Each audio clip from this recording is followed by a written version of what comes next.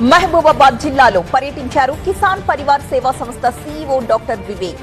అనంతరం ఆదర్శ పాఠశాల, చిన్నగూడూరు హై స్కూల్, దైవకృప అనాథాశ్రమాన్ని సందర్శించారు.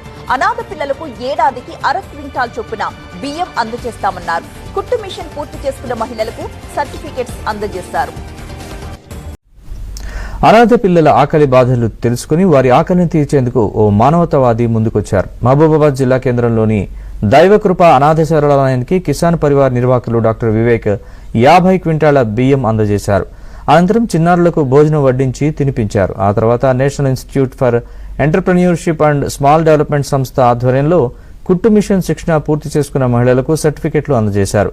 మీరు నేర్చుకున్న కుట్టు మిషన్ నైపుణ్యాన్ని మరో 10 మంది మహిళలకు నేర్పాలని వివేక్ సూచించారు.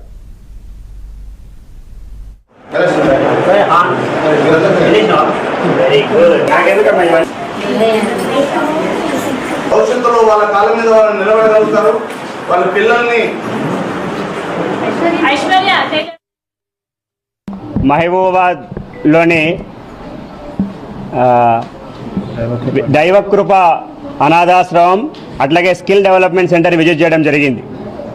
నేను వారం కిందటనే అనాథాశ్రమంకి విజిట్ చేసినప్పుడు వీళ్ళు చేసినటువంటి యాక్టివిటీస్ చూస్తున్నాను. మళ్ళీ నాకు భగవంతుడు ఒక అవకాశాన్ని ఇచ్చినాడు. వీళ్ళు లోకేష్ అన్న వారి ఆధ్వర్యంలో చేస్తున్నటువంటి కార్యక్రమాలు అసలు నేను మాటల్లో వర్ణించలేను. ఎవరైనా ఒకరికి చేస్తాము, ఇద్దరికి చేస్తాము, ముగ్గురికి చేస్తాము. గత 18 సంవత్సరాలుగా అహర్నిశలుగా ఇతను చేస్తున్న సేవ నిజంగా అభినందనీయం. ఇటువంటి కార్యక్రమాలలో మనల్ని భాగస్వామి అవ్వడానికి అవకాశం ఇచ్చినందుకు అతనికి నేను ప్రత్యేకంగా కృతజ్ఞతలు తెలియజేసుకుంటా ఉన్నా.